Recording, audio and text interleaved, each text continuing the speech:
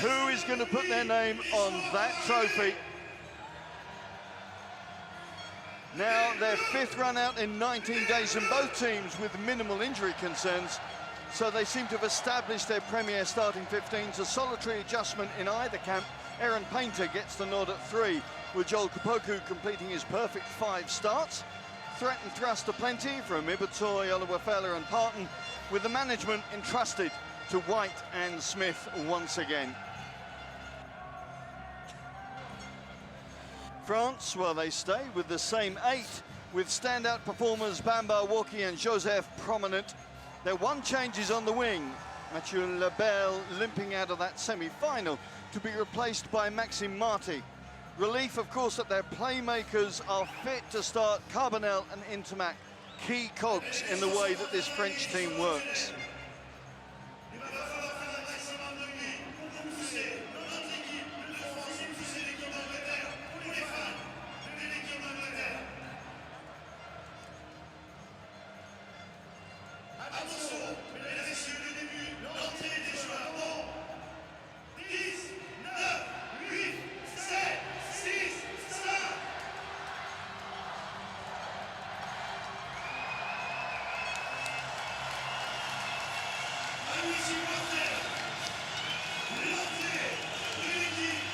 Ahead of these 46 young men, the biggest challenge, the biggest test of their young rugby lives. 80 minutes that will define this campaign. For some, of course, it may conceivably be the last time they represent their countries. For many, it'll be the beginning of a journey to join the 600 graduates who've already made it to the international top table. So much adrenaline coursing through those young bodies. But right now, they have to make sure they can control for the national anthems. For England, God Save the Queen. For France, La Marseillaise.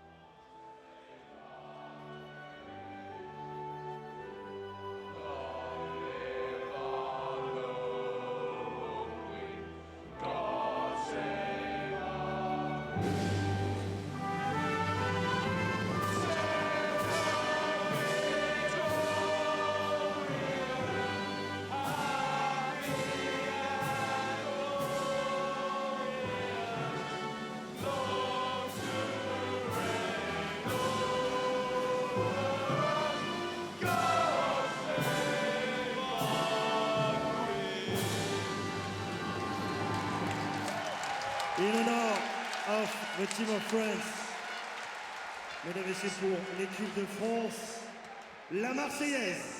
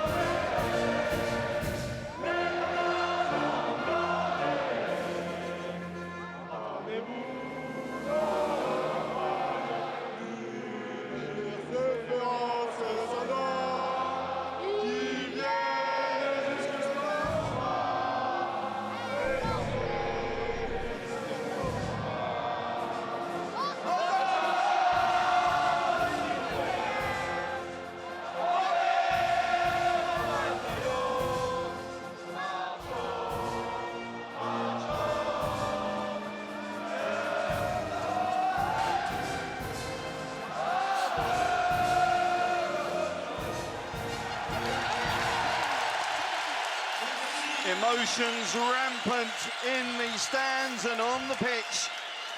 Plenty of dignitaries here as well. Plenty for the rugby connoisseur to gorge on. I'm Simon Ward, alongside me, Carlton Arna. Carl, who catches your eye in this one? Well, for England, I think it starts with their captain, Ben Curry, so abrasive. The turnover terror has been absolutely standing, and his rugby intelligence is brilliant. In the backs, they can't go past the two wingers, Olawafela and Ibitoye. They're big, they're balanced, and they both can shift. For the French team, well, I think it's up front, and it's the tight Demba Bamba. His high work rate is outstanding. He's a physical presence, and he hurts you when he runs. And a guy, I think he really has stepped up over the course of this tournament. Louis Cabonel, he can hurt you with his ball running. He's a great game manager, and I think he's got one of the best all-round games as a playmaker in this tournament.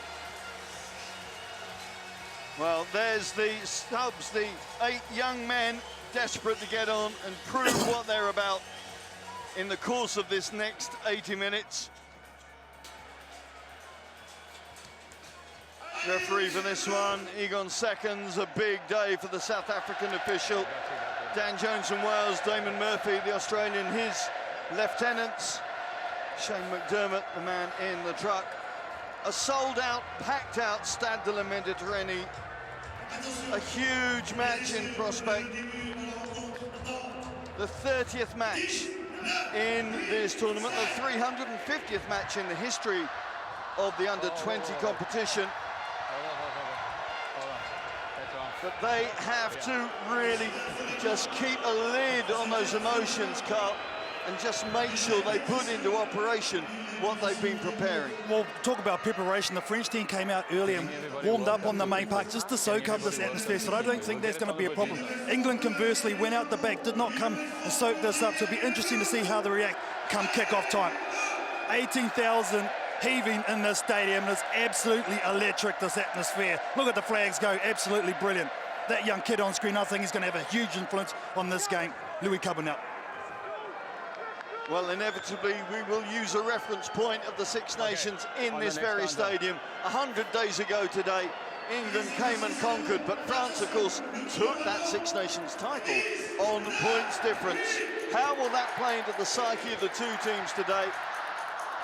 Well, we're about to find out. Le crunch is underway. That sun is going to be a factor for a while. It's been a beautiful day in these parts, 23, 24 degrees. A very strong wind. France winning the toss and opting to play with that breeze behind them. Interesting to see how that affects tactics, and in particular, of course, kicking from hand. Here's Demba Bamba. What a game he had in the Stade Émile against New Zealand. Such a strong carrier. 14 carries, the block coming from the English skip. France rescuing things. Just got to settle in, and it's so easy to say and so difficult to do with so much testosterone flying around. Good clearance kick, and France can draw breath. He was a bit wobbly to the start of the exit play from France. Took a couple of hit-ups that weren't totally convincing, but that last one was very good. The captain, Corville, doing a nice clearance downtown. Off an England hand as well, so they get thrown. Even better from a French perspective, their head coach, Sébastien Piccaroni, said, we've got two teams who unfortunately know each other very well. And I guess that's there because both have faced tough opposition to get here. For England, of course, it's their 6th successive final. For France, it's a new experience. Aaron Painter making the most of that wayward French throw from Guillaume Marchand. Ben Curry, as ever, leading this English team from the front. There's Joel Kapoku, the only ever present in the starting lineup for England. Indeed, shows the durability of the two second rows, because both fours have started all 5 games now for their countries in this tournament. There's the big Saracen second row. Injured his toe in the Six Nations. Has come in for the injured Quinn second row, Dino Lamb, and boy, has he made his presence felt. Nice little slip through from another Harlequin, Marcus Smith. Smart play there by Smith, just punching that ball in behind, turning this big pack from France around, but a couple of nice runs already by Joel Kapoku. I think that's where England really can bother the French team with their one-off runners, such as the big man in the second row. England have certainly been used to good starts in this tournament in the first quarter. France, conversely, have made the most of their points in the beginning of the second half. Good take from Cameron Wacky. What a tournament the Bordeaux back rower has had. Bamba swatting off England tacklers at will. Coville out to Joseph, wasn't quite expecting it, but did well to react. Carbonell and Ntamack trying to get width on their attack straight away. Good cover from Ibatoy. Support from his backline, and it's Parton who picks up the scraps. Ben White, one of the 5 Leicester teammates in this England group. They should know each other well. They live together in the Academy House back in the Midlands. Turnover is there for France.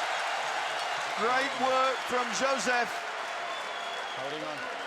Well, a lot of raps about this kid with ball in hand, but he showed me in the semi-final versus the junior All Blacks that he does the tough stuff as well. Got a number of crucial turnovers in the semi-final, and this is another one. Look at him here, strong over the ball. They can't clear him out. Penalty all day long. Yes, everybody's talking about Jordan Joseph, it would appear. Doesn't turn 18 till the end of July. Ridiculous maturity in such a young body. Been with the Massy club for 4 years now, signed for Racing. Okay, perfect. I'll work them closer. In his hometown of Paris. Keep an eye wider, and I'll keep working those pillars. This is a good settler for this French team. They found it hard to work out of their own half. They get first opportunity for points. This guy here, strong breeze behind him, so length is not going to be an issue. Just has to get it on target. Be a good settler for him as well, just to calm the nerves. 4 out of 5 against New Zealand, 5 out of 7 against South Africa. Louis Carbonell is on some fine kicking form right now.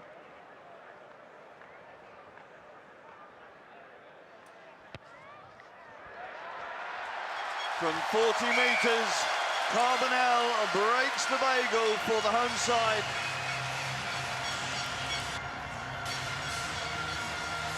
Well, he turned as soon as he hit that one, did Carbonell. Great start for France now. England, can they reply? Carbonell and Ntamack suffered what seemed to be some cramping type issues at the end of that New Zealand game, but no advantage. Thankfully for them, they've come through fitness tests yesterday. Gabriel Ibatoy, what a threat he is out on that flank, making his 4th consecutive start. 5 tries he ran in Georgia. That's what alerted the rest of the world to his talents. Well, I think already he's been tested defensively, and he's come up trumps both times, getting the turnover because he's made the tackle and forcing the ball out. David Darrick-Carrere, the backs coach for France. So here we go, 884 kilos for England, 879 for France. Just over half a kilo a man advantage for the visitors, but you can see from that first engagement, that's not going to count for much. Reset here. This is the game within the game, isn't it? See, look at the power going through those front rows. Painter there just popping up both sides. Lifting, so we'll just go again. Aaron Painter getting that tight head spot on rotation really with Joe Hayes. Hayes on the bench. There's the 2 Gloucester boys, Henry Walker, the hooker, and Alex Seville.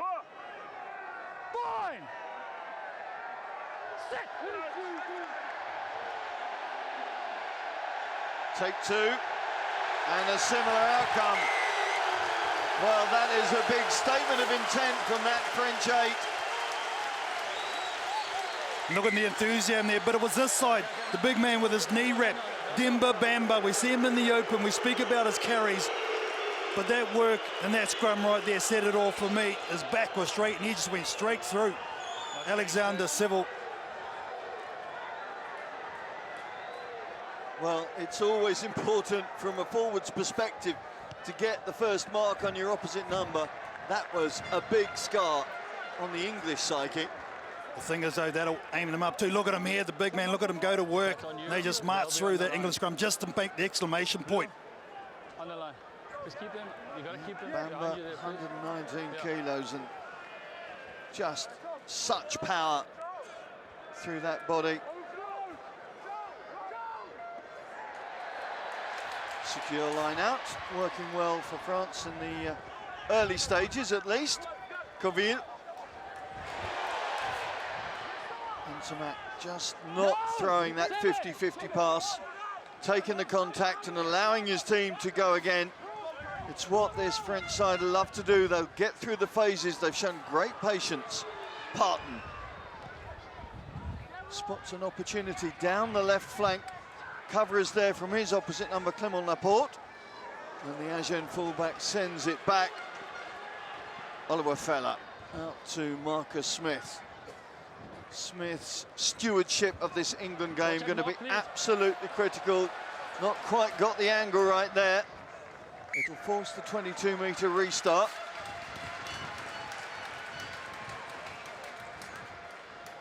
Well, I like the way these two teams trying to outthink each other. That was a good one in the end, I think, from Marcus Smith. Yeah, overcooked a little bit, but I still got France in their own 22. I'm sure this will go long. Let's see if there's a counter-attacking opportunity for this back three for England, because they have got some strike weapons, that's for sure. As the band strikes up. Parton tells his teammates what he's going to do. Ntamack's underneath it. The exocet that is Fraser Dingwall follows up.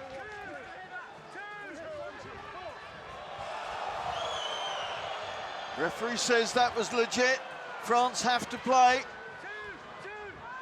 Coville and Joseph calling.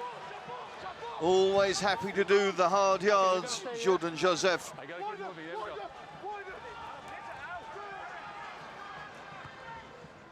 Coville with a very accurate box kick. Oh, Parton goes up to take it. Knew what he was doing. That was clever work from the London Irish fullback, because he knew that Tozan would come through. Feet off the ground. Tozan couldn't wait for him to come back to terra firma, and the penalty is there for England. You're right, very smart from the English fullback. Firstly, one, let the ball bounce to see if it would go out on the forward. Didn't, it popped up, so he knew, as you said, Tozan was coming. No way he's supposed to touch him in the air. He's probably lucky he's still on the field, I'll be honest with you, Tozan. You cannot do that whatsoever. Well, understandable enthusiasm in many ways from the Toulouse winger, but as you say, Carl, maybe just a bit lucky to be playing the next 10 minutes. And that's the emotion you spoke about pre-game, whether they can harness that and do it in a positive way. On that occasion they didn't. Now let's see if England can take full toll. Just keep him there. James Scott in the middle of the England line out. And the target takes the ball, provides it beautifully into that midfield. Hardwick throws wide to Ibatoy, gets his first crack. Laporte brings his man down.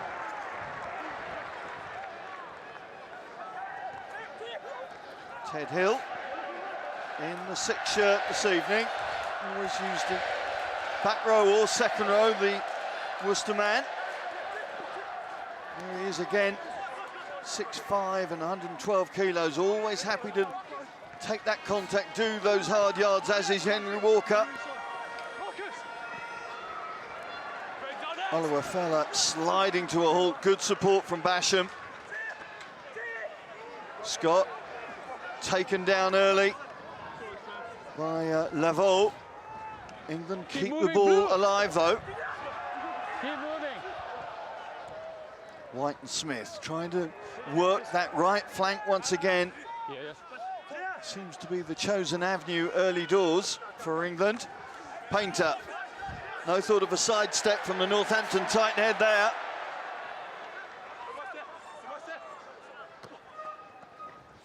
Quick transference, and then Smith gets through the gap. Dingwall on his shoulder. England now breaking that blue line for the first real time.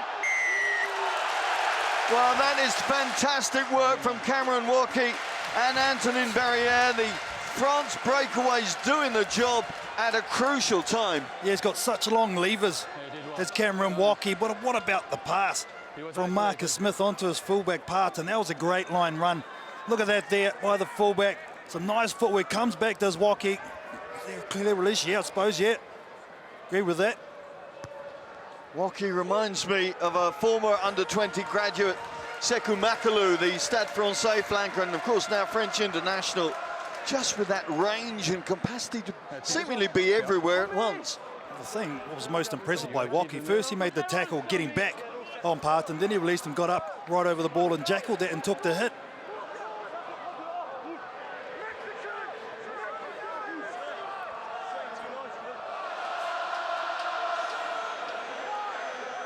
As the Marseillaise rings out around this fine old stadium. Beziers, one of the oldest cities in France, hosting the newest young talent in rugby union. Joseph punched back then by the 6 and 7 wearing England colours, Hill and Curry, working in tandem there to great effect. Ntamack forced to slide the kick through. Oliver Feller showing good footballing skills and good balance and drive. No hands, blue. Curry celebrated his 20th birthday. Of course, twin Tom was part of the England side against South Africa yesterday. Kaboku. What an outstanding prospect he's proved to be out of that Saracens camp, where he's learning from the likes of Ezekiel, George Cruz, Mario Toge. Some fine young second rows for Saracens at the moment, and there's another one. Knock forward, just delaying England's momentum. Yeah, unfortunate too, because they were starting to build there once again. Marcus Smith just challenging the line. Like what he's doing there, looking for that inside ball. Absorbs the hit. Unfortunately, just couldn't be taken by the second rower. James Scott, I think it was. He's impressed over the course of this tournament for sure, Marcus Smith. And really a relative newbie in the England under-20 setup. Only made his debut in the Six Nations last year off the bench. Made his first start in this comp. And what a season it's been for the young Harlequins man. Only turned 19 on Valentine's Day, and a season that began with him becoming the second youngest Premiership debutant at 18 years and 200 days against the London Irish at Twickenham. And he's shown he's up to the task in every sense of the word. What I've liked about what I've seen from the English attack is they've got variation, they've got plays in motion. I mean, France at the moment have been up to task, but I think if they stick with it, I think it's be a matter of time before they start finding those little holes, and Smith will start going through those half ones. Quarter of an hour gone. That solitary penalty on the board for the home side.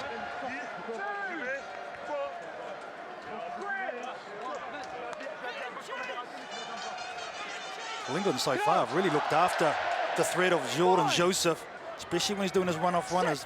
If he gets an opportunity here, he will go here, the number 8 for France. Mind you, we have to get parity first. Remember, the French scrum absolutely demolished England the last time out. England need to dig in here. Those big boys up front, Seville, Walker and Painter. Alex Seville, part of a well-known rugby family. Great-grandfather George Biddy Halford was propping for England back in the 1920s. Great to continue that line. We've lost a loose head. We'll be hoping to take it further, of course. There he is. He just looks like he loves scrummaging, doesn't he? That's what you want in a team. Yeah, they do. It's a thing. Propping is a vocation, I think. He's gone good too. Look at him there, staying strong. Now he's gone France. Well, the French scrum get the second call again. Just breaking up, as neither team wants to give an inch at all to their opposition. Again. Number 3 changing his bind. Well, it's a bit of a macho thing, isn't it, in those front rows? They just need to settle down here, France, and not let, once again, the emotion carry them away, even though they're in the hotbed of rugby here in the south of France. Just need to keep it cool. Aaron Painter, the man having the proverbial finger pointed at him for that penalty. Walker, Painter and Seville will just have to work out what they need to do to negate this power play almost from the French 8.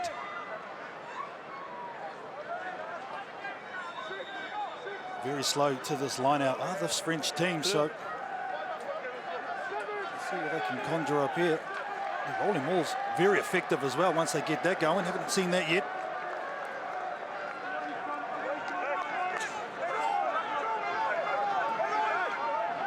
Marchand, the Toulouse 2. Again, finds his intended target. Cameron Watkey seems to be the safe go-to man within the French line-out setup. Now they break. Marchand trying to swat away his opposite number. Walker staying firm though. The call is not releasing. And this should be within Carbonell's territory once again. Oh, no, definitely in his range, that's for sure. Shot. I'm going to take the points. Interesting to see this on the replay. It was over this ball for an age. Was Henry Walker. It's clear, no clear release. Sean, it looked like he got himself isolated. Well, referee second saying no clear release on the tackle. Neither of these teams have worked under Egon seconds in this campaign, so there's a lot of learning going on from these early calls. See there, the discipline from England not up to scratch yet, giving away 5 penalties. One in kicking range, which Cobble now converted this one, the second one.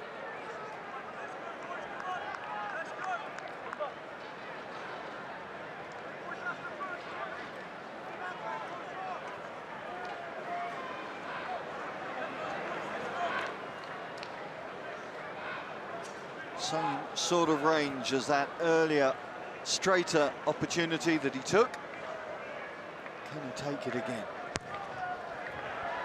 It's a very clean strike. He actually gets the cameraman on the way through at the back of the post as well.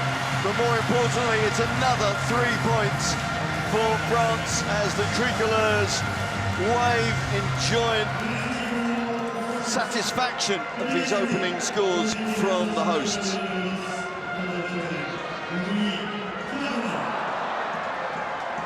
Hardwick, quick to pick and react to that loose ball.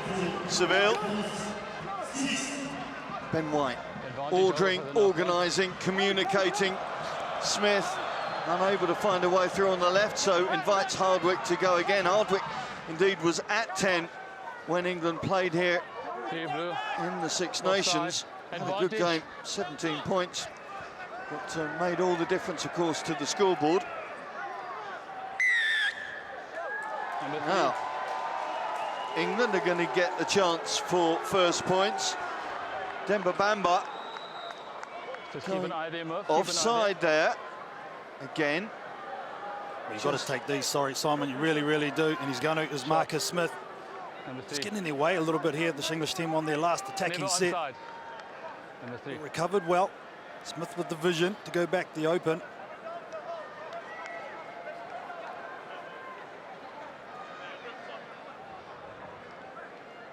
Here it is here. Go to the left-hand side. Nice short pass out to Kapoku. And offside was the call. No chance of kicking in a library when you're kicking in France.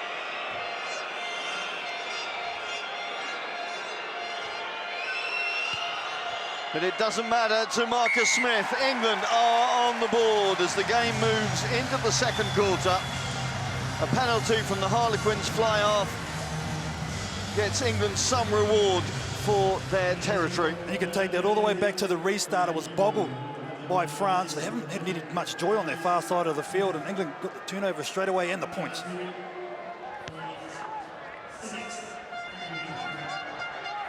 Well, you can see that awkward sun there for Ted Hill, apologising to his teammates, and yet again, how often do we see it where there's a mistake from the restart? There's Bill Beaumont alongside Bernard Laporte.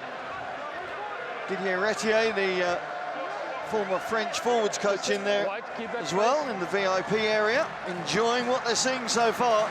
We knew this was tight, we knew it was going to be tense, so it's panned out over 22 minutes thus far. Marchand finds vice-captain Jarossi. Joseph says, get out of my way, I'm coming through. Forwards trying to invite the backs in. Ntamack, the little dabs through. Penalty goes against Seville. It seemed very quick and very hurried, and once again, the tempers flare. Ntamack was in a dramatic fall there.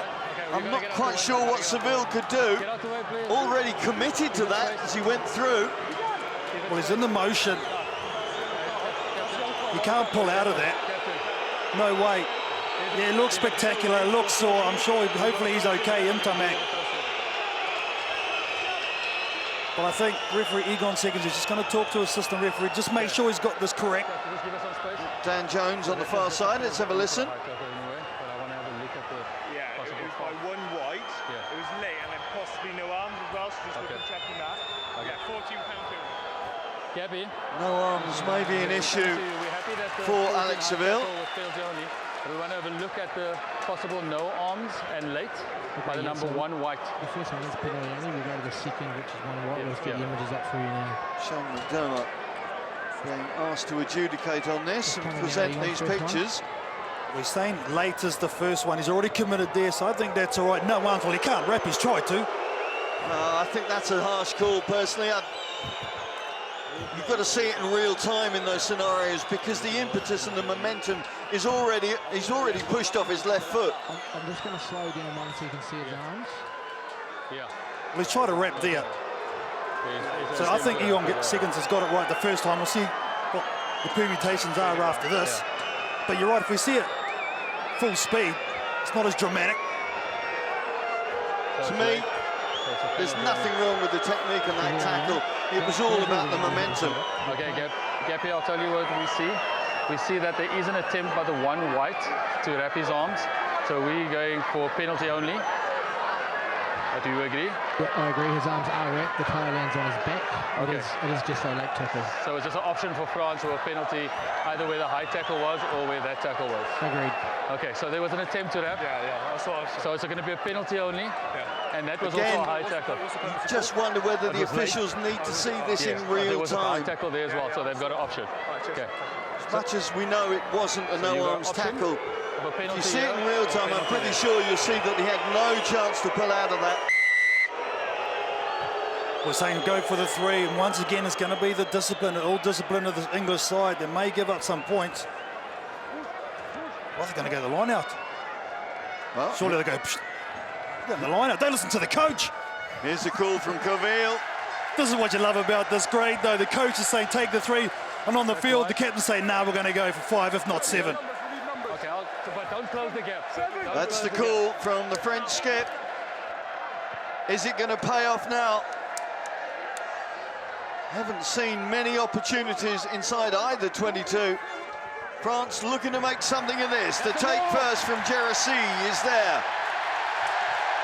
Laveau in that mix as well. A few friends come and join the party as the French driving maul finds forward gear. The crowd urging them on. The call goes for France. What's that number? But what a drive. I think it was pulled down. 7 white. That's the issue. 7 white, Ben Curry. Okay, time off. Well, Ben Curry has been prince of the turnovers Let's keep them on. in England's campaign. Time off. Egon Seconds saying that was not legit. Let's have a listen.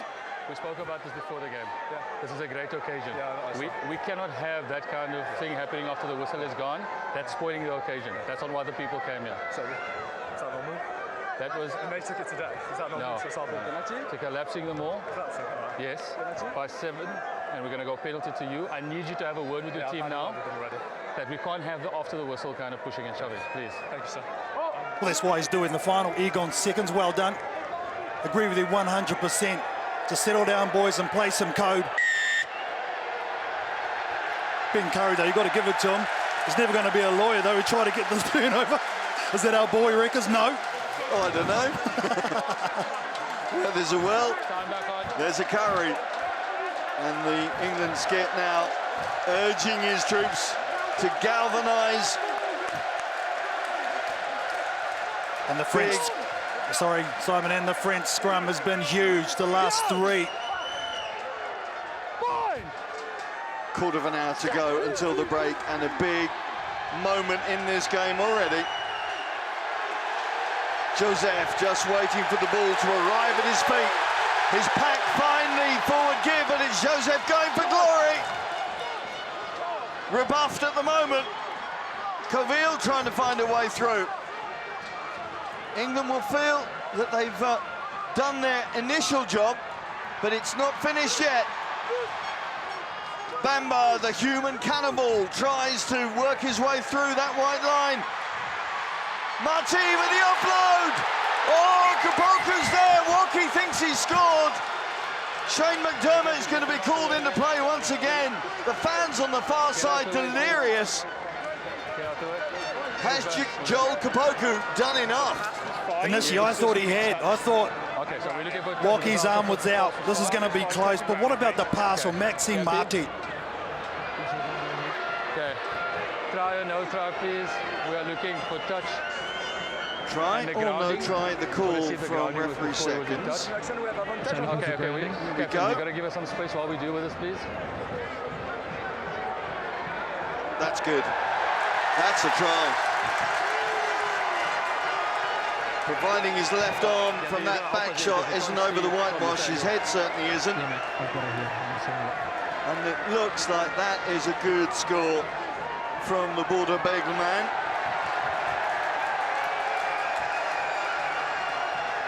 A bit of brilliance from Walkie if it is given. But sublime pass for Maxime Marty. It's going to take something special to break this English defence. Is that down? If that's down there, that's a try. I'm with you. Hey there, Egon. Yes, Gappy. Here's the call. Clearly grounded. Award the try. Listen to this reaction now. Try. Here we go.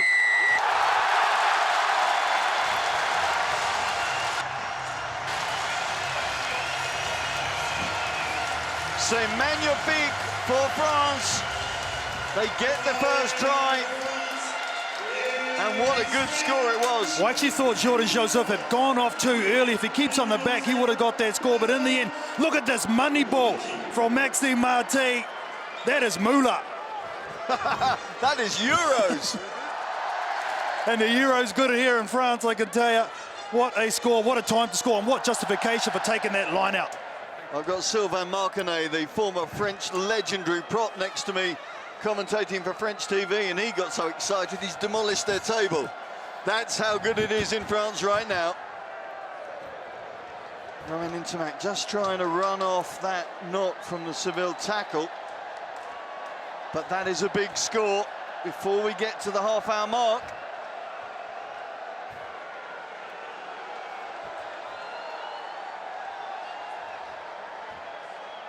Probably his toughest kick yet.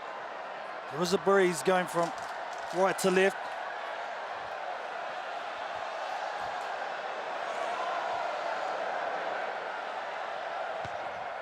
Carbonell sends it on its way, trying to pull it in, but with the difficult breeze operating here, the first miss from the Toulon 10, but satisfaction that the first try is there from the France 7.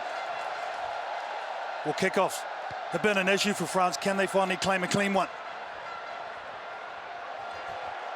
Batoy was patient, waiting for his man to come back to ground. Marty does well and gets support. as France work on their exit. Coville, Parton with plenty of time.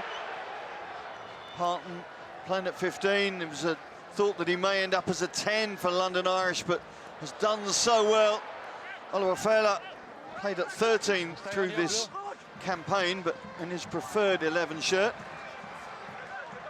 No.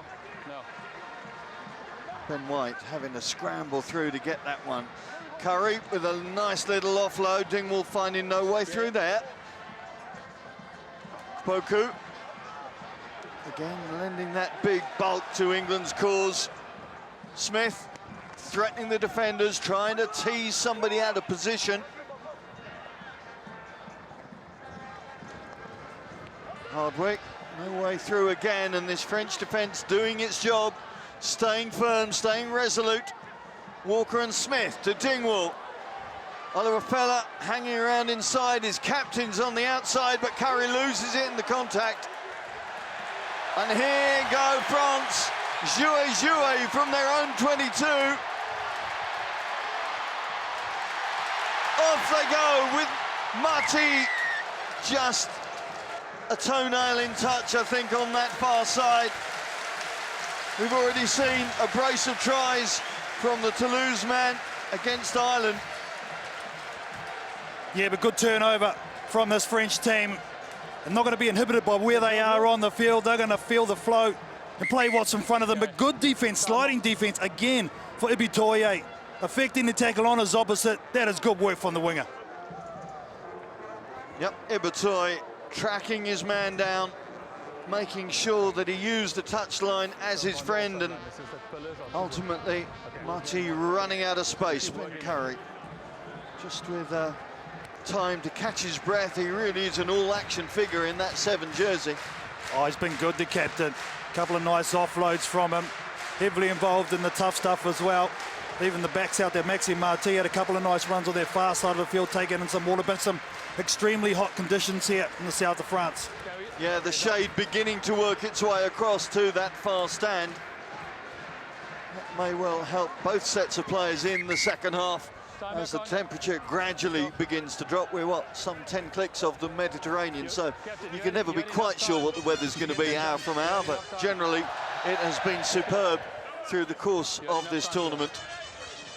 I just get the feel already that England need to be the next to score just any way, whether it be 3-5, preferably 7, just to keep in touch. I think if France score next, it's going to be very, very tough. It seems one of those arm wrestles. Steve Bates, you saw in shot there, heading up a young coaching committee of Anthony Allen, James Ponton and Richard Blaze on secondment from their normal jobs, began work in October. And looking to bring through young coaches as well as young players in the England setup. There's one of them, Kapoku. Smith and Hardwick trying to open the door for Ibitoye. Quick ball is the call, you can hear it in an English accent there on the ref's mic. Seville. England keeping sweeping to the left before Oliver Fela actually has to cut back. Kpoku, how many times is he the first receiver? Half an hour gone. 8 points the difference between the two teams. Scott, the Worcester lock, rumbling his way into enemy territory. Ibitoye coming off his wing, looking for work, using that muscularity. Hardwick. Walker rolls another quarter of a metre or so. Parton bumping into his own man. Not stopping the tackle though, so play on. Number 8. Walker, going to be a big season for him when he gets back. With Richie Hibbard having returned to Wales, that Gloucester number 2 jersey is up for grabs, and he's shown an all-action game thus far. There's better fluidity with this English attack. Wave after wave is going to take multiple phases to break this staunch defence from France down. This is what I was talking about. They just need to find some points. It is a very tough kick into the breeze. The French head coach there with the headset on. said he's been keeping a real close watch on his charges this week because there's huge public pressure, huge awareness of the history that's in prospect. And trying to make sure they keep a lid on it, keep balanced. More easily said than done, I would think. Oh, especially when you know you're trailblazing. They've never won a medal at this championship. Now they're either going to get gold or silver. So they're breaking ground regardless if they win or lose this game. But as you said, I'm sure the title on home soil will mean so much. Marcus Smith, well, the cheers and jeers tell you he's missed the target this time. But in the right end of the field, finally, this English team, even though France are in their 22 and will cook long, centimetres in that. A close call, but not a good call for Marcus Smith. All those wearing the St George's flag, Knights or otherwise. Just hoping that this England team can force themselves back into the scoreboard mix, if nothing else, before the break. 7 minutes left. Aaron Painter, converted from the second row, 3-4 years ago, has made big impact since making his debut for the Saints in the Premiership against, of all teams, Saracens. Smith and Hardwick once again trying to operate in tandem. Ibatoy appearing off his wing and scrabbling out of the clutches of Bamba. Again, Kapoku just doing those 1-2 meters off first phase. Ibatoy on the burst into the 22, tries to get the release there, but it's intercepted by Joseph. The slam through, it's a long run back. Oliver Feller's going to get there first. A French trio awaiting him. And England have to go again, but go from some 40 metres back. Basham, the London Irish number 8.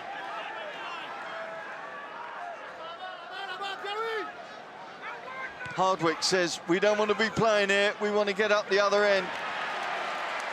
Joseph is down, but just getting himself back to his feet. There's Marty. Asseyez-vous, monsieur. Marty presents the ball well to Coville. It's relentless, this game is just... I'm not sure there's enough oxygen above Beziers right now for these teams. Basham's handling lets him down. Joseph sets it up just inside the England half, and again the offloading is there from France. Quick hands. Beziers. Barassi not seen much of the Lyon outside centre. Slow ball though. Bamba is going to have to rev the engine from a standing start. The bounce ball works for England. Kapoko swats off one.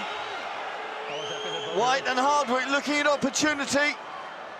Smith coming outside Hardwick this time.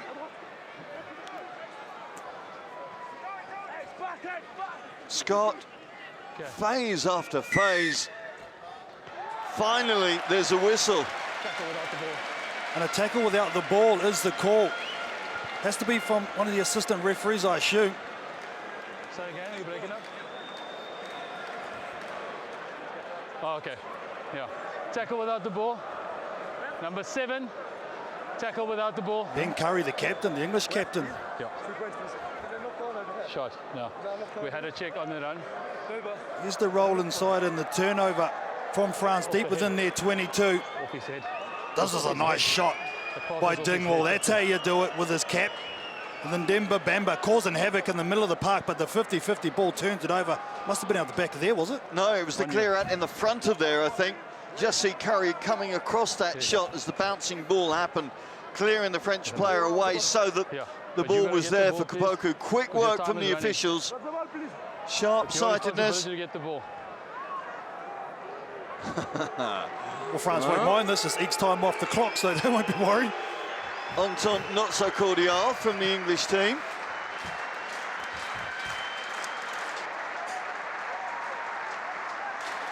But you're right, the pace of this game, both sides probably needed this little rest for their own sakes. There's a couple of drop balls because of that fastness and pill that they're getting. There's been no respite, that's for sure. 30 seconds to go. Well, we talk about new things and players having to get used to new things. France in the final for the first time. England, though, will be behind at half-time for the first time in this tournament. How does that affect the psyche of the half-time team talks? Be a bit different if there's another 3 now. And Carbonell makes it happen. And probably a fair reflection of the dominance that the French team has had so far in this game, both territorially and physically.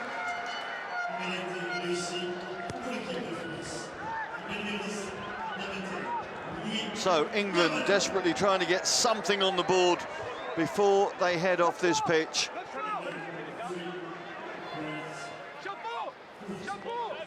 France methodically going through that pick and drive system before Coville gets the kick away. Parton and Smith weighing up the options. Parton meets Bamba. Only one winner out of that collision.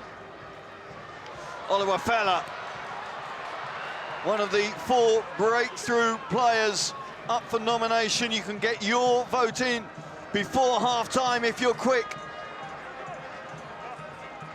Hashtag World Rugby under 20s, U20s I should say.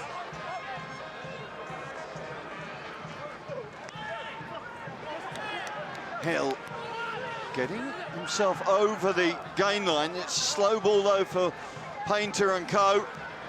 Dingwall staying strong. Curry as ever up in support. Big opportunity, big moment perhaps for England before half-time. Kapoku again.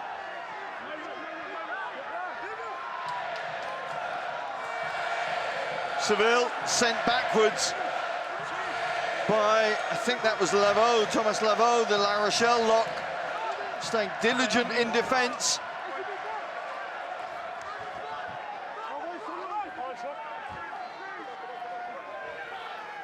France desperate to hold firm before this 40 is up, looking to ensure that 11-point advantage stays intact. England with their mind on other things, and a big 5-7 point swing it would be if they can make the next 6 metres before the full-time whistle. Poku setting that ball back. Use it 9. Ben White leaving it to the forwards. James Scott it is. Alain Les Bleus or Alain Les Blancs, depending on which side you're cheering for. White swings it out. Good defence from Ntamack. The clock goes red, but England still in France's red zone. Hill. Smith and Curry again. France double ganging on the English captain. And that door closes very quickly. Ibatoy comes over onto this near side to see if he can make a difference. Kapoku gets the offload in. Hill sets it back. No hands. Clear out is not there for France. The ball still is for England. They got numbers out wide if they can make it count. Oliver Fella with the finish. It's going to have to be confirmed. Did that pass float forward? Try is good. Well, that is a huge score for Jordan Oliver Fella and for England before the break. His 4th of the campaign. How big could that be? It had to be 23 phases. Great composure by England, a great finish as well. He tried to jam in on defence to Maxime Marty, but in the end he got exposed on the outside, and this guy has been absolutely brilliant. working off his wing, getting around and getting England back into this final. His twin brother Ryan was scoring tries for England sevens in Paris last weekend. He's scoring for England under-20s this weekend in Beziers. That is a big swing. I was happy with the pass. We'll just replay on the pass. Referee said he was happy with it. He was in line with it. Dan Jones was in perfect line with it on that far side touch. Marcus Smith with the final kick of this first half.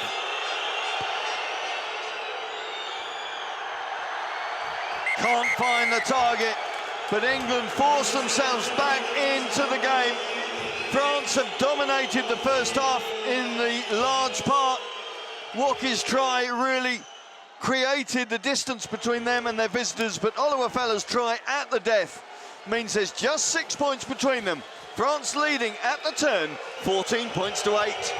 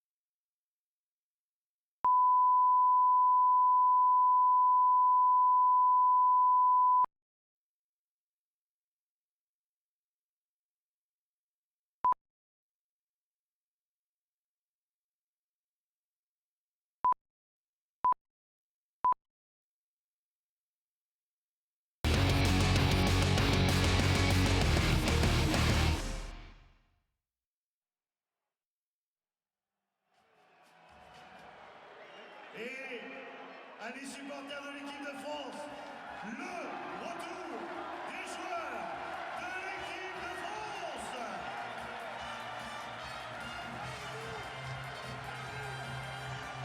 First 40 minutes for which France have got the lead, though the stats show us that England had 3/4 of the possession in that first 40, and but for Jordan Oluwafela's try, only had 3 points as a reward. But that score, Carlton Arna, could make a big psychological difference, right? Oh, most definitely. That guy's been immense with his runs, Kupoku, but you're right, they needed that. They needed to be next to score, this English team. They took them 23 phases to get there, but the confidence they got off that would be huge. Now the ball goes back into France's court. What have they got? Can they reply?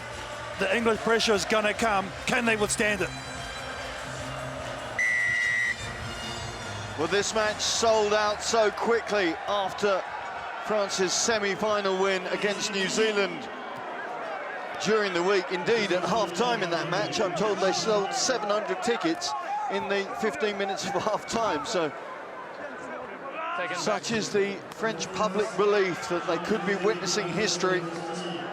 England, though, will have a lot to say before the end of 80 minutes in this one, that's for sure. France have already done an awful lot of physical hard labour. 103 tackles they put in before the break. Again, Aaron Painter standing in the wrong place. What a way to start. The box kick, probably not what they wanted from England. Didn't go far enough. Competition was good in the air. Exactly what you don't want to do after you scored try or points is concede some. That's what England might have done here. So we see a replacement on. Yeah, Adrien Segure, I think, is on for Romain Ntamack. Now that is quite a big change. I'm just looking, there he is, just confirming that call. Took a strong hit from Seville in that first half and never really appeared able to shake it off. So the Toulouse Tyro is going to have to watch to see what his team do to the final line As Louis Carbonell lines up another opportunity for points off the tee for France. Well, he becomes all more important as Carbonell. They have two playmakers, usually him and Ntamack on either sides of the field. Now this guy in jersey number 10, as it goes deathly quiet before he takes his penalty kick.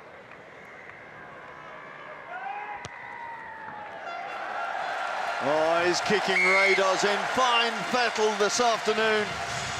Sebastian Piccaroni looks on, relieved that his fly half is in such fine kicking form. Well, pushes it out to a 2-score lead again for France.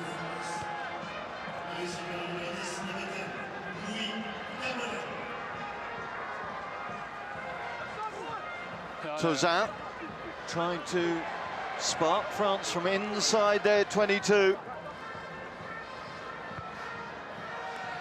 Again, Carbonell decides to hang one high, and it's Marcus Smith who takes responsibility. Curry spots an opportunity, looks at that inside ball to Parton. England reading the gaps very well there. Not sure Aaron Painter has spotted the gap, but keeping the ball for his side. There's Curry once again. Hill loses the ball, and Coville almost, but almost gets away down that right flank. Again, it's Kupoku. My goodness me, he's had an all-action game already. In attack and defence, Joel Kupoku has been very, very evident. Okay, stay there. Use it 9. Coville picks the wrong club out of the bag for that one. And this French team look very tired. They've had to make 106 tackles, nearly 3 times as many as England, who are on about 34. And it's starting to show. A lot of hands on hips. They did not need that kick going out on the full because it's going to give possession back to England once again. You look at the stats for the way that the games have worked in the tournament thus far, and there is a blaring stat that comes to mind. France have not scored a try in the final quarter of any game. They've just scored 6 points indeed. So they know that when they get to that 60-minute mark, they have got to be in a strong position on the scoreboard. Kick through is just going to evade everybody. Come on, Laporte included. Geez, I tell you, Curry, he's good, isn't he? The open side flanker, ran a nice line only moments earlier, made a clean break that time. 22. Off the back, the chip and chase. Comes from a famous sporting family. His cousin Sam Olver was part of the group that lifted the trophy back in 2014, back in New Zealand. You're taking it 22. Of course, twin Tom ripping trees out for England in South Africa at the moment. Parton taking it to the line before he hangs it high. Laporte stays with legs up, but the timing is correct this time from England. Coville forced to boot the ball away. That's a good clearance from the Stade Francais scrum half, mind. That's an outstanding clearance from the French captain. Well taken, though, by Laporte. He had a lot of chasers on him. He knew he was going to take a hit, but he was strong underneath that high ball. We haven't seen him on attack as yet. He can fly. So France, for me, need to get someone up in this lineup. They need to try and turn this ball over and get some possession. So you see a South African happy team, won the bronze. Yep, they'll have their presentation at the awards ceremony later on tonight in Beziers. Who's going to take gold? Who is going to take silver?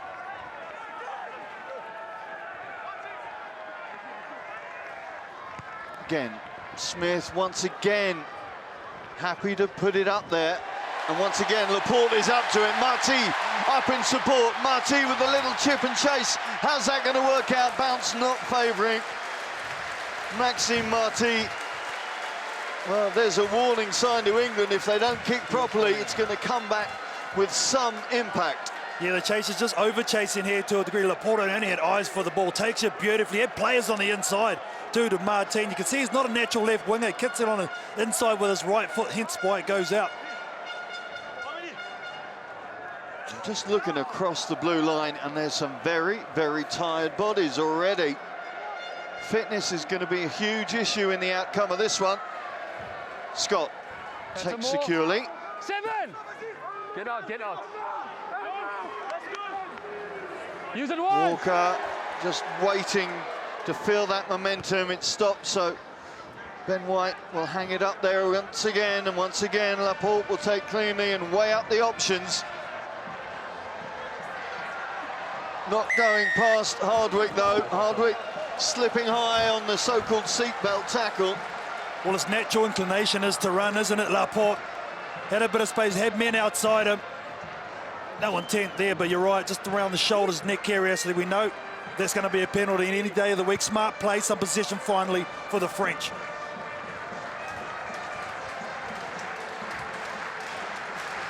There he is there, just waiting for him to inject himself. I think he may be a guy who can make the difference, but look at that stat, the penalties heavily for England. They want to sort that out. They can't give any more penalties in this area because Cabanel, as you said, is on point.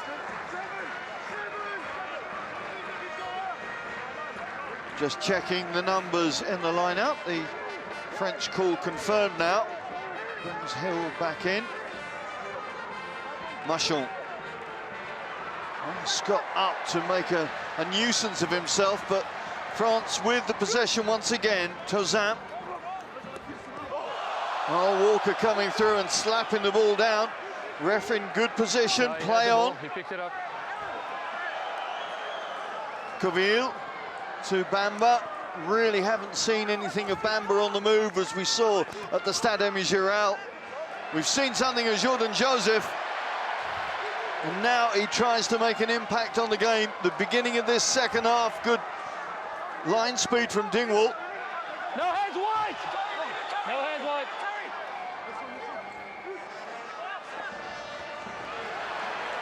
Crash ball Charlie is Clement Laporte.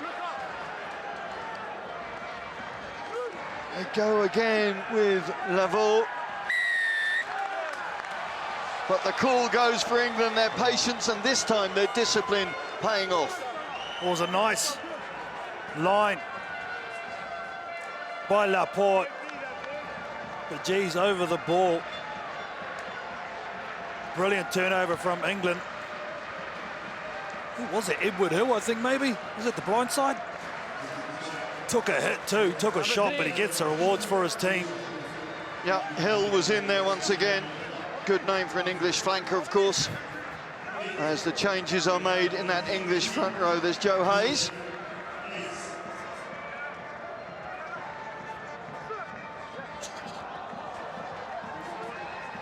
Smith. Again, looking for that fluidity and that width. Having to start again from midfield.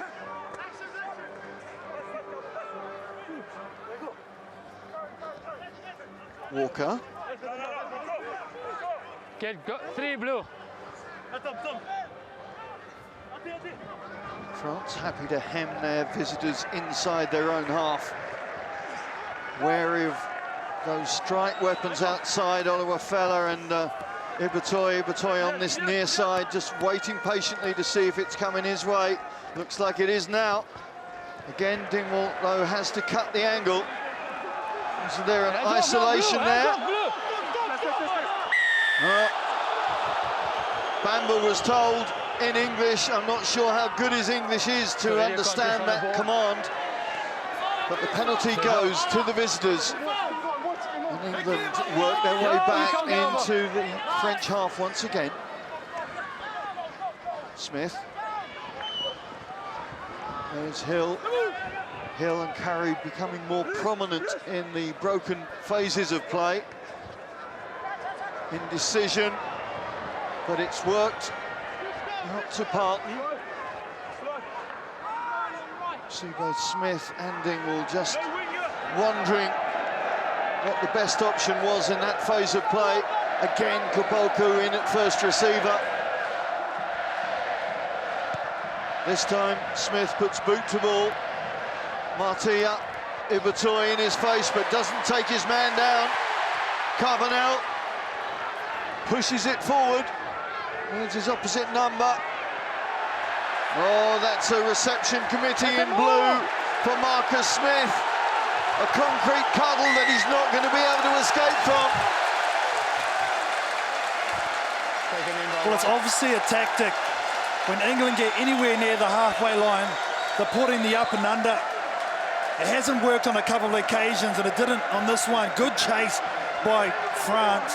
Maxime Martin put the kick in. Look at the numbers, the desperation. There's no way that ball's coming out. Here's the up and under. Diffused beautifully by the left-hand winger. Spins away, gives the pass to Cabanel. But they've been solid in that department. I think you don't do that when you hold possession. They look very good at England. I think they put the boot away and try and give their outsides an opportunity, because they've been good.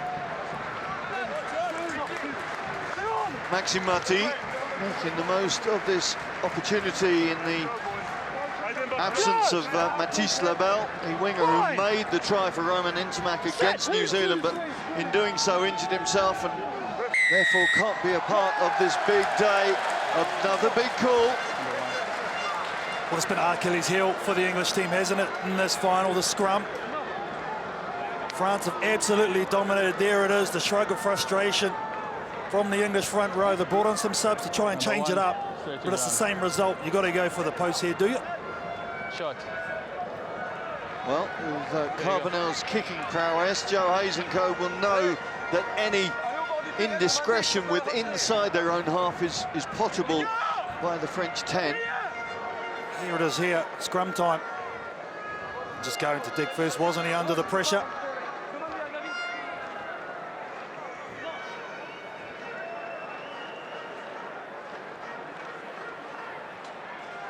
Carbonell, who made his Toulon, his first start really for Toulon, against Castres with Marnonu and Fekitoa outside.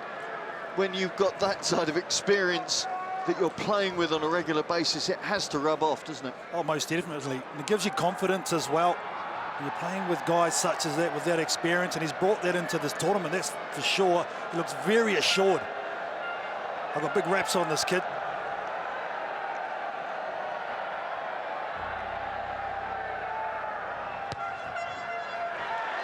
Carbonell does the job, but once again takes his team to 20. And there is a little bit of security on that scoreboard for the hosts. Well, he's taken this whole side on his shoulders. It looks like he's very comfortable with it as well. Still a long way to go in this game, no doubt about that. Well, I think England need to back themselves with ball in hand. They look very good when they do. Oh no, basics! Man in front. Sloppy penalty from England. That is the proverbial coach killer.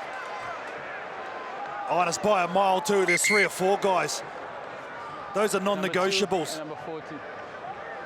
Kieran Knight, there he is, wearing 17, who replaces club colleague Alex Seville.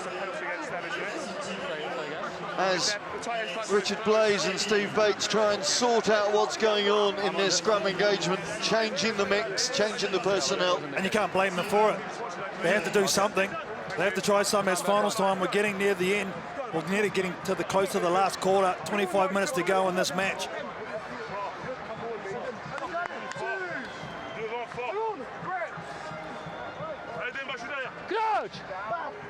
Both of these teams have seen victory on French soil. England, of course, in Vannes. First time they lifted the trophy in 2013. We go back further for France in the old under-21 championship. They won in Clermont in 2006. But this would be new ground, new territory for Les Bleus. That's what they're hoping for. It's an absolute weapon, isn't it, that scrum, and they're going to go for more points. And this all come from guys being in front of the kicker.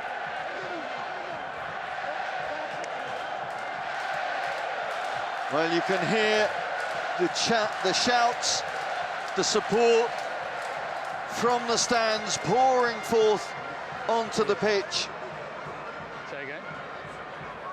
The England boys said they were looking forward to coming back to Beziers just to appreciate the crowd again. But I'm not sure that it's working for them right now because this French side are inspired by their support. Well, at some stage, Gro and Bamba are going to have to come off. See how long they can last, and usually around the 15 minutes to go. So if England can get the next score, if this misses, they're still within a shot. But the ill discipline from England starting to really, really hurt them. Penalties, 11.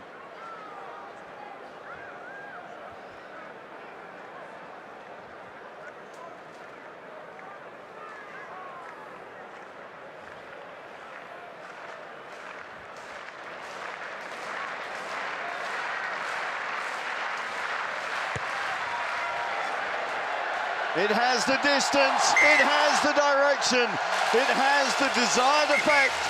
France press further forward. That is a tough, tough kick. A, into the wind. B, the straight ones in front are the hardest. C, from 50 metres, didn't even look like missing. Louis Carbonell, brilliant.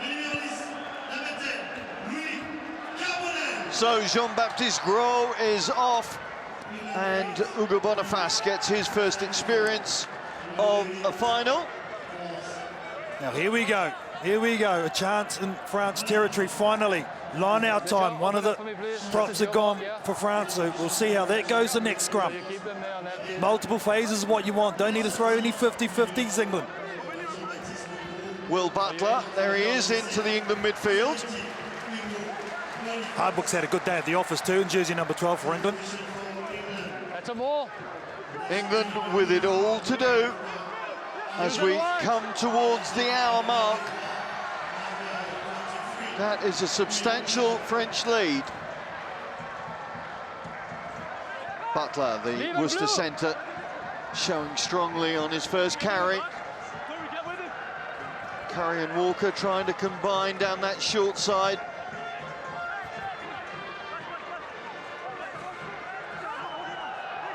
Parton, well, it's an awkward contact, but it is still there for the English side. No hands, Blue, no hands. And now it's not. Bamba thought he'd picked a pocket there. Not legally so, says the referee Sickens. And then playing the ball. He knows it too. He should have left that there. Sorry, boys, he says. Now, big call for Curry. Go to sideline, have to. There we go. Line-out's been solid, England.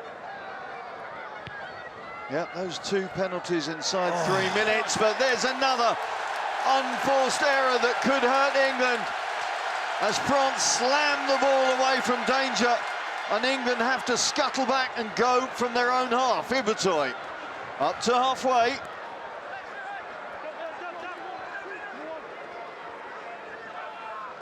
You can feel the positivity within the crowd here. It really is rolling down the stands and into the ears of those French players. Advantage. Oliver Fella. So playing advantage for White. Quick to pick up the scraps. Ben White up in support. I think he said advantage White. Oh no, it's going to be advantage Blue. Well, not quite sure what that was for, but France are not waiting. France are going quickly. Support coming slowly on this near side. Sigurday into the 22. France loading up, but there's the interception for Dingwall. High call coming in on Boniface. Well, not quite sure what the call was for on that far side, but France got the nod from the referee and went. Yeah, didn't give England an opportunity to set in defence, but what a read from Fraser Dingwall in jersey number 13. France had numbers laced out to the left-hand side. He was onside, made the intercept and got his country out of trouble. I think it may have been for a high tackle on that far side that gave France the penalty. Now, we're into the final quarter. I mentioned France have had an issue with this through the course of this campaign. Can they galvanise and hold their resolve through 20 minutes to make sure they are lifting the trophy? Have England got the fitness to force themselves back in and reduce this 3-score deficit? Well, the French team, what they've done, they've scored a lot of points, and that's what they've got on the board now. They've got runs and plenty of them. So it's up to England to riposte them. Got to find 7 somewhere real quick. White, that long, rangy pass that gets that backline moving. Evertoy takes 2 tacklers to bring him down, wants to get the offload in. There it is. Once again, it's Captain Curry. Knight. Well, losing the ball in the contact, and the moment is gone. Geez, there's been some big collisions in this game. Absolutely huge. You've got to remember, these kids are only 17, 18, 19 years of age. Ntamack was one of them in that last set. Took a big shot. Look at it here. Oh, head on head, friendly fire. Goes rolling away. One after that as well. Scrum time. This is where we'll find out if England can make any dents in this French. Well, England changing all 3 options in the front row as Henry Walker's replaced by Beck Cutting, the Worcester man. Here's the quick tap from France. It was the right one too. Down that far side, you've got to give it to the chase from Ibitoy.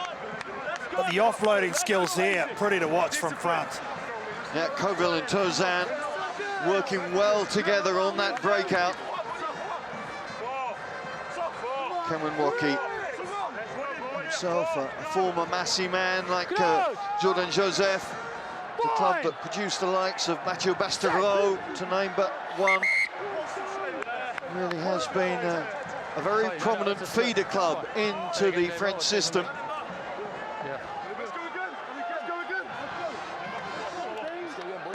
But the French won't mind this, the resets, because it's just eking time off the clock. There's an issue. It's a height issue. I need you guys' shoulders higher than your hips, please. So the French replacement front row up against the English replacement front row, but I think Demba Bamba, Max Lamotte in the middle of that French line. Sit. The crowd in rapt attention. This time the call goes to England. So the change has worked. Number 17. What I was talking about, you just have to absorb the front row of this French side. Now they're gone.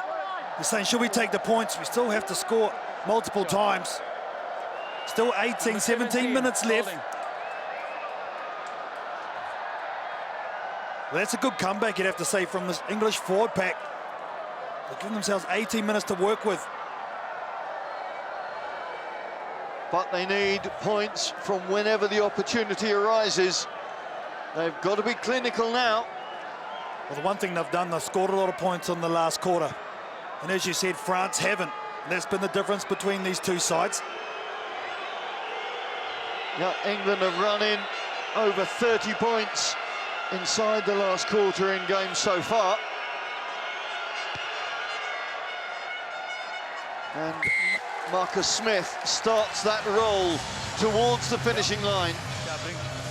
Number 9. Well, still now with that smart kick, it's a 2-score lead for England. They get a 7-pointer and then it is all on. And that's not out of the realms of possibility with the weapons they have, this England side. So here we go. Yep, they've been quite relaxed in camp this week, knowing what the challenge was. Number 3. Knowing that they had impact players off the bench, the likes of Tom Willis and Rory Brand now into that mix. There's Daniel Brennan, Rory Brand replacing Ben White as the England pivot. Hill getting good momentum up, good drive to get up and forward so that Rory Brand can get this box kick underway. Jordan Joseph is under there. Haven't seen much of those barnstorming runs, but he's certainly been secure under that high ball when called. No, leave it now. No, Pressure coming on the French breakdown this time. Daniel Brennan, son of Trevor, of course, trying to make an impact for his adopted country. 6'4" and 130 kilos, so they won't lose anything in terms of weight and power. Woki. Coville, one of those archetypal French scrum halves. Marshals the game, marshals his team. So much works off his deft handling and decision-making. Coville trying to get that pass out. Referee didn't see anything wrong with it, and they have to go from 5-6 metres further back. Looks like Woki is down, I think, in back play. Lamotte, the Bordeaux-Bègles hooker.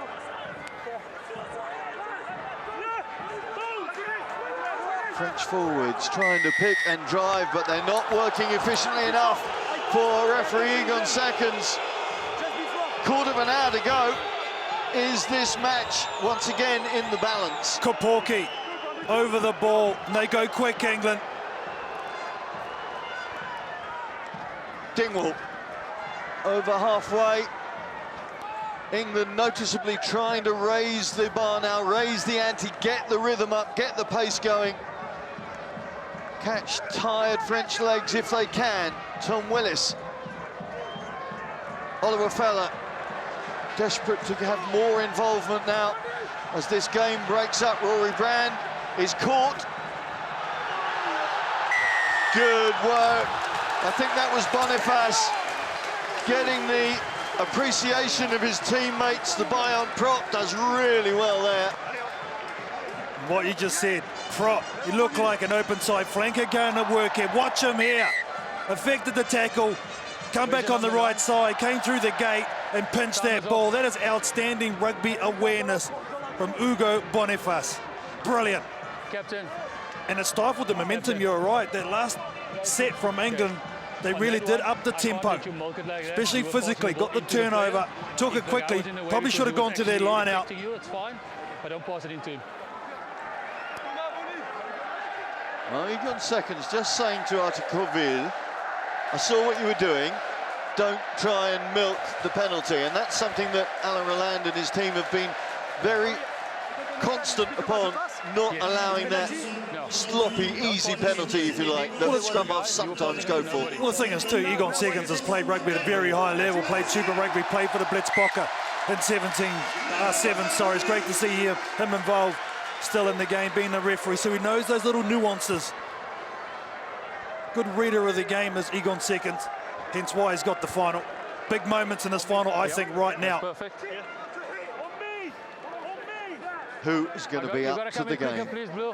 Who is going to have the acumen, the calmness under pressure? 4 of this England side were in that final in Tbilisi last year. Seville, Walker, Ibertoy and Parton will have not so fond memories of that baby Blacks beating that they undertook, but can they put it to good use now? Advantage. What's the number, Damon? Coville calling the shots. 5 wide. Next up is Brennan. Carbonell. Well, it was a shot to nothing because he knew the call had already gone to France. Ill discipline from England, really shooting them in the foot. Don't lift the player's leg in the 14 penalties they've given away, and a lot of them have been down in this half of the field. We spoke about the lack of scoring for France in the last quarter.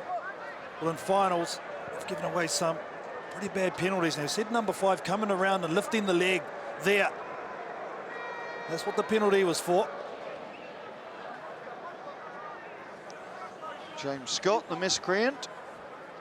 What's happening? There's, well, Carbonell having some attention. He's going to have to recover fairly quickly. 9 blue. 9 blue. Change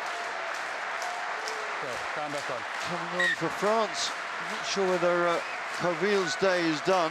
He said, no, I'm not going off. I think that's what he said. Captain's call. Yeah, I would too. First ever final you made. Whatever, coach. A special day for French rugby.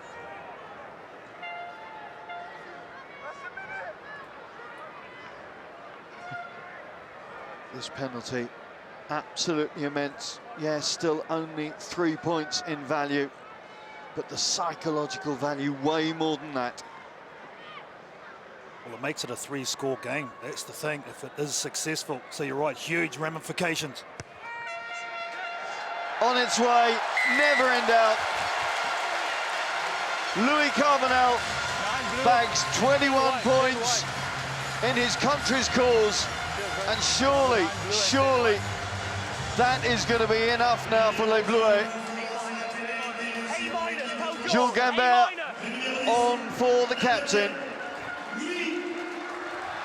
James Grayson also out of the bench now to try and make a difference.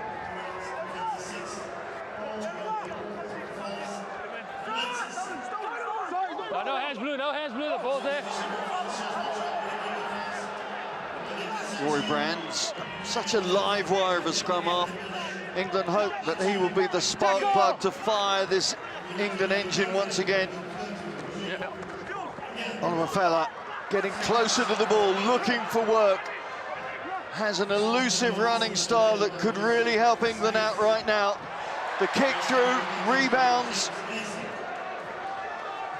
Good work from Grayson. First to react. But the ball is turned over. The hosts have taken it. 10 minutes to go, 15 points to difference. This game is in French clutches now.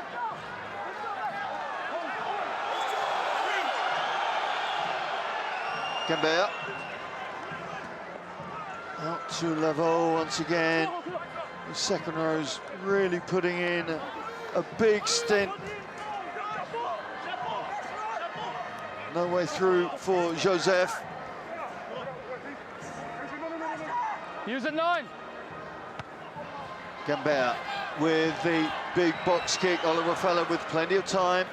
Ibitoy says, let me have a go. Very different styles of running. The power play from Gabriel Ibitoy. Almost getting lost on the periphery, but still finding his way through, and England still getting themselves on to the front foot. Grayson gets the call from Oliver Fella. Tackle! Tackle! Just give me the mark as well, Gappy. Grayson taking it to the line, trying to find somebody on his shoulder that can break that blue line asunder. England desperate to get a score on the board now. To change the momentum of this game. Is Rory Brand the one to do it? Roll away, Blue! The little Glaswegian pivot really making some good headway there. No hands, Blue, no hands. There he is again. Kapoku gets the offload to his second row partner, Scott. Looking to go again. No hands, England Blue. threatening this blue line now. Shot. Almost, but not quite. Hayes. Advantage. The advantage is there as Joe Hayes battles his way through and wrestles a try over for England. Is that going to be a turning point in this game? Well, he's fired up, the big fella, isn't he? He's given his country a chance, has Joe Hayes. What a time to score, but it all started from the break from Rory Brand. Coming on in jersey 21, there was a big hole that he saw, and yep, starting to feel it. A lot of these French players, the cramps coming, and so was this English team. Grayson makes sure it's the maximum. Okay. And now is the real challenge for this host side. Well, he saw the hole in the defense. Jordan Joseph was way too wide. Brand exploited that, and he got them going forward. The big fella was never going to be denied. Time off. Yeah, time is off. Down right there. Good strength. Pierre-Henri Azago is going to come on to help the rearguard action that France must be feeling now. There's Aaron Hinckley. In for Ben Earls, the former under-20s captain, of course, is in South Africa with Eddie Jones. There's Azago. The crowd desperately trying to make a difference to their teams as we get ready for the last lap towards the finishing line. Grayson. Well, Parton can't take cleanly, and France quick to move through and get the call. That's a big moment in the game. Just as England were trying to get wind in their sails once again, the unforced error allows France to retake possession. Oh, one pass, just a little bit behind. He had to recheck himself. And the defence from France, which has been brilliant the last couple of weekends. Do they go the post, or are they going to go for the jugular and go for the corner? Just listen to the noise. It is the perfect soundtrack to this match as France press for that historic win. Number 8. Brennan fit and able to return. I want to put it in context, remember too, here Simon, France have never won any medals whatsoever in an under-20s championship ever. They got all the expectations of being at home. They won the Six Nations, and coming into this one, they've lived up to the hype. Jordan Joseph receiving due adulation from the crowd as he makes way. Charlie Francouz, the Stade Francais back rower, into the final 6 minutes of their campaign, the final 6 minutes of this tournament. The call goes against James Scott. The advantage is there for France. They have to make the most of this, just to settle their own nerves, if nothing else. Brennan, formerly of Toulouse, now of Montpellier, sets the focus for the forwards. Francouz working so hard. Gambert sends it out. Little dabs through, and the try from Segura seals the deal for France. For the first time, they are going to have their name on the World Rugby Under-20 Championship trophy. What a finish. What scenes here in Beziers. And what a moment for that young man coming off the bench, Adrien Segura. But what about the option from Carbonell? He is absolutely brilliant, the number 10. He has lived up to the hype. He has carried this country the last couple of weekends. And Ntamack, his partner in crime, he couldn't finish the game out. Bamber as well, ecstatic. Well, what a time to score your first try in this tournament. He was the top try scorer in the Six Nations, Adrien Segura. The smiles are on the French faces now, and you will not take them off for a long, long time. Well, this crowd has turned up, 18,000 strong. Wonderful rugby area in the south of France here. Perpignan, Narbonne and Beziers with his final is held as he converts. He's enjoying it now, and why not? And so are all the locals. Carbonell, who was on the bench for that Six Nations clash here just over 3 months ago, enjoying the moment, and why shouldn't he be? Well, I'm pretty sure he'll be starting not only for club, but if he keeps the way he's going country pretty soon as well. Louis Carbonell. Okay, no hands, wide! 23 points the Toulon 10 has amassed, and the value of them is absolutely huge. That 10-year barren spell that Carl mentioned just now is coming to an end. The party can start in just over 3 minutes. Carbonell. Segura trying to release Tozan on that far side. Tozan trying to rev the engine, just stepping out of line though. Again, it's just boiling over. Memories of that Six Nations clash were always going to make this a feisty affair. Well, this is not what we want to see on such a great occasion. I know the emotions are running high. The French team know now they've got their first ever win and they want to finish it off in style. And so do England. They've been great contributors to this final, been great contributors over the course of this tournament. Disappointing scenes to finish this final with. Young men with huge elation or disappointment coursing through their veins. Just got to keep a control on it now. But this is where you get your learnings in hotbeds like this. So the next time they come into France in this sort of situation, maybe at a higher level, then they'll be able to cope with it. Yeah, there's only 3 minutes to go. And Egon seconds. He's done pretty well to keep it under lock, I'll be honest. So maybe just another talking to try and finish this game out with both 15 members on each side. Who's the captain here, please? Time off. I think we're just going to get both captains together here to have one more chat. Looks like it. I think Antonin Beziers taking responsibility for the French side now in the absence of Arthur Corville. Time is off, time is off. What substitution? And we can return to play for the next 2.5 minutes. England, you can be sure, will not stop, but that cause is lost as Arthur Vincent gets to say he played in the final too. He played on the day when French under-20s made history.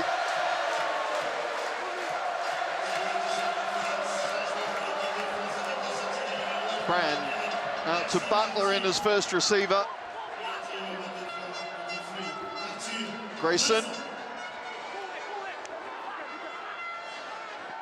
Grayson again, Oliver Fella. Away, Blue! Good strength by Tom Willis.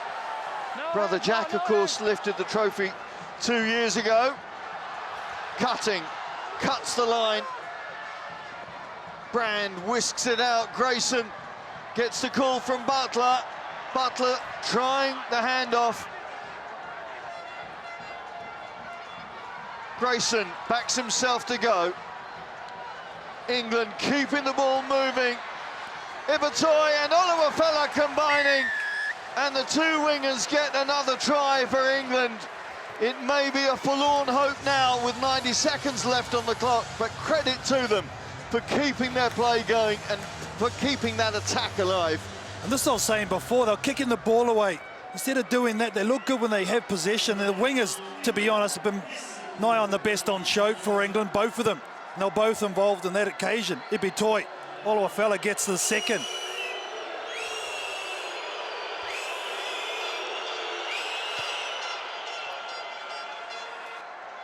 Grayson concentrates on the job in hand and takes another two.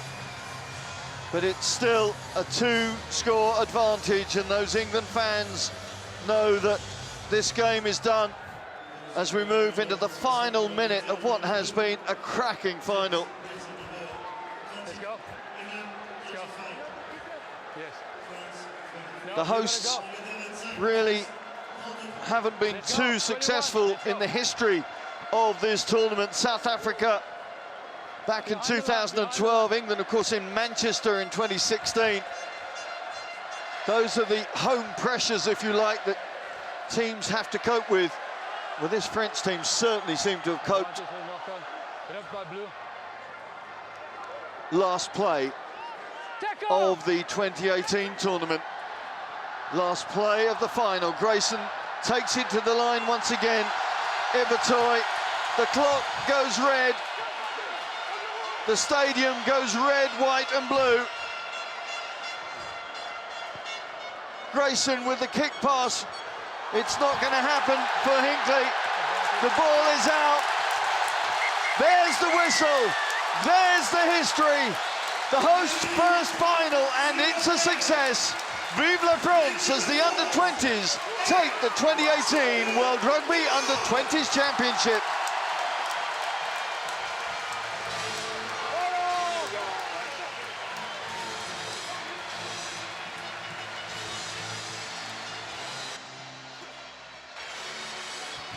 A torrent of tricolours daubs this stadium red, white and blue. It is a quite remarkable sight. The moon may not be out yet, but the stars have really been shining in this match.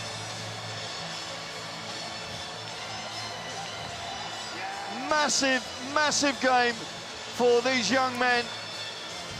Disappointment and elation may be in equal measure, depending on what colour shirt you've got on. The learnings will be there. They will play another rugby game, much as it feels very different for both teams right now. Yeah, what a moment for this French side. We're one of the pre-tournament favourites. Didn't start their campaign off in the best of fashion, but they got through with a good second half in their first game, and they've continued to build and build and build, and the self-confidence that they got from beating New Zealand comprehensively, I think, really led on to this effort in the final. It was going to take 80 minutes because this English team, they were just as good. They've got multiple weapons in their team, but in the end, this French side, you have to give it up to them. Their defense was immense. They had to make 167 tackles, and in the end, what was one of their Achilles heels, not being able to score in the last quarter, they did that to put this English team to the sword. Absolutely right, and the boot of Carbonell, absolutely critical. 23 points from the Toulon 10, keeping the momentum on the scoreboard for the team, especially in that second half when they needed it most. Yeah, what was so impressive with him, as you said, just keep making his kicks, keeping the scoreboard ticking over. And in the end, the lead was just a little bit too much for England.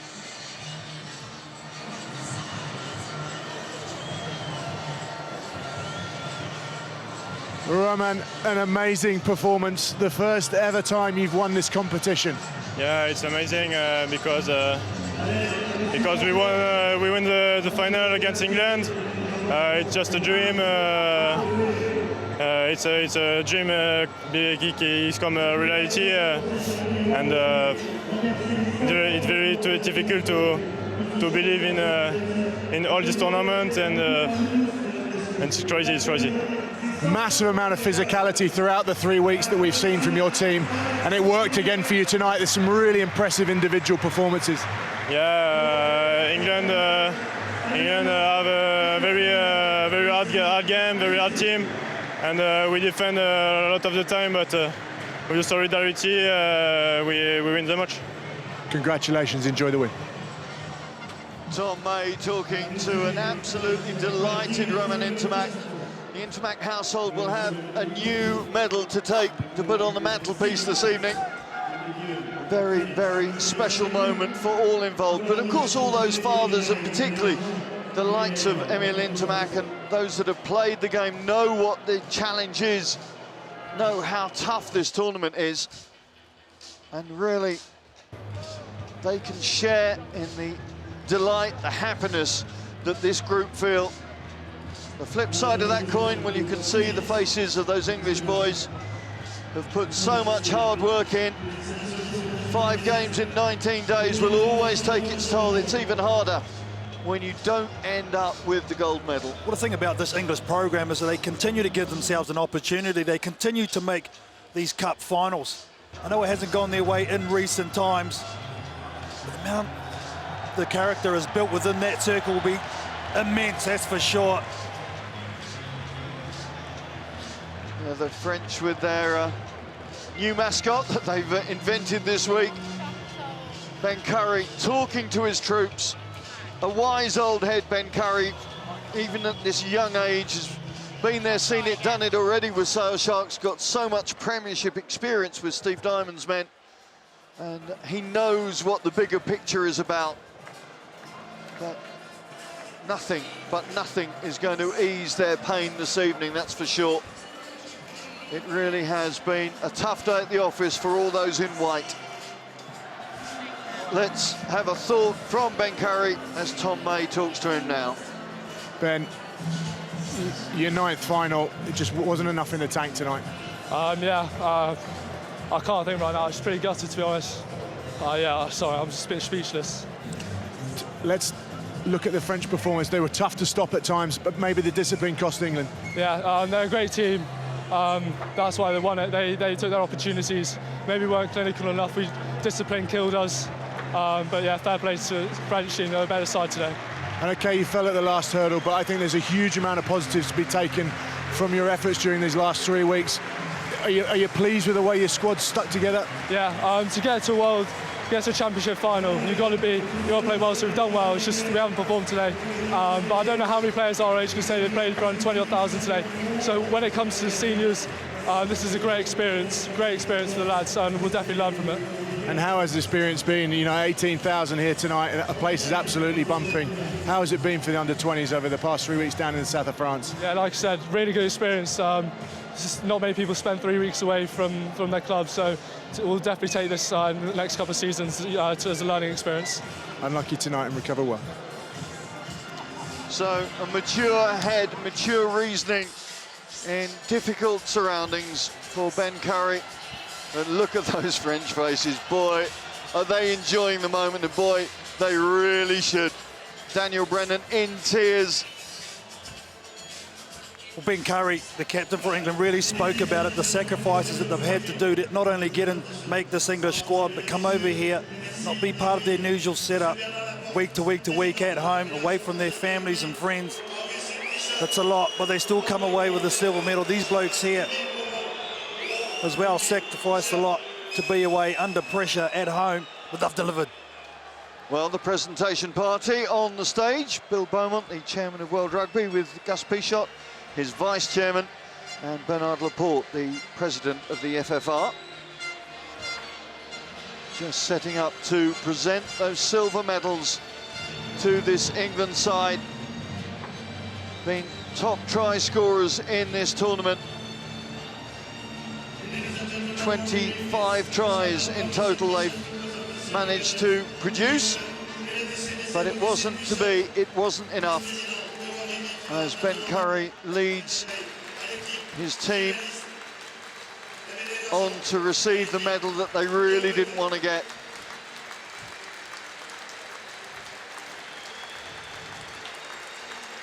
Due appreciation from this big crowd. Many of these guys will be back 18, 19 and have a chance to return next year in Argentina, when they'll be looking to utilise this experience that they've gained here in the south of France to better effect. But for now, it's going to be a bitter pill to swallow, and it'll be a tough few days to get over this loss. By contrast, well, everything in the French garden is pretty rosy right now.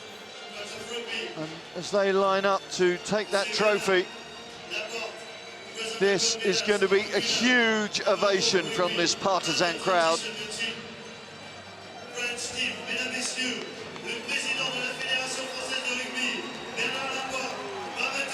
Cameron Waukee leading the team on. In fact, beg your pardon, I think that's Pierre-Henri Azagot, as the French squad make their way forward. Standing ovation in all four parts of this Stade de la Méditerranée stadium. Over 18,000 people celebrating the achievements of Les Bleus.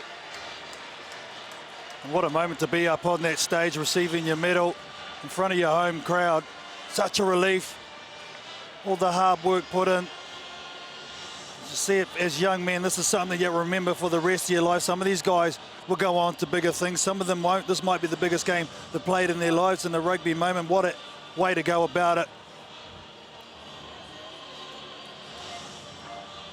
Carbonell and Ntamack, so right that they are together right at the end for this presentation, because that has been the hinge that the French team have worked from. Yeah, they've been partners in crime, no doubt about that, but you've got to give it to Carbonell. When Ntamack went off, he did not miss a beat.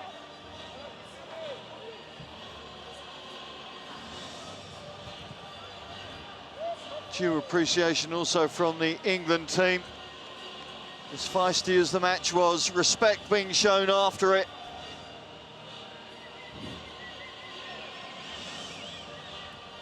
All the French squad stepping forward for their moment their moment in history. A new page has been written. New names are on the rugby scope now.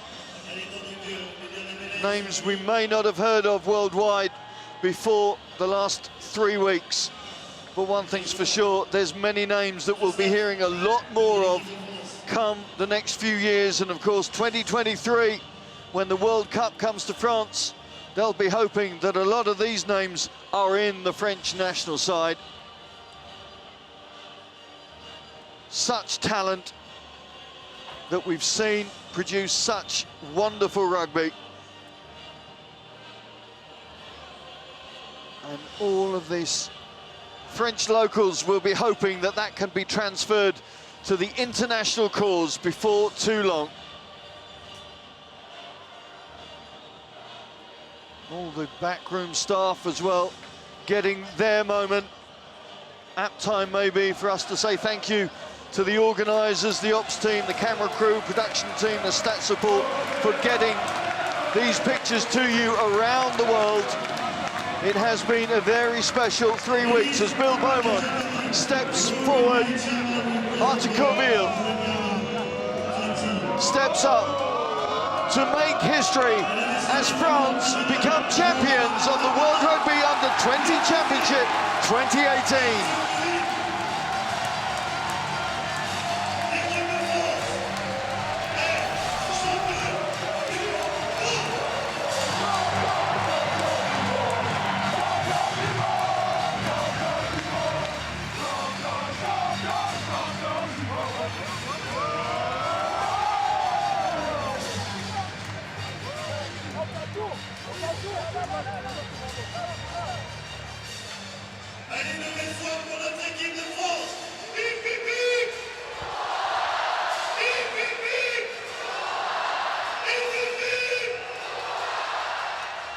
Champion du Monde is the song that the French squad sing for the first time. Those are sweet words for everybody involved in French rugby.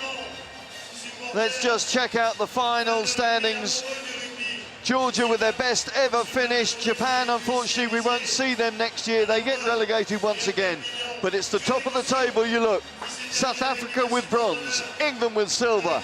And for the first time ever, France take gold. Well, it's time to say merci à France, au revoir to this year's tournament, with the hosts celebrating an historic win. Special memories, special talent, special rugby. Now it's Argentina, here we come in 2019.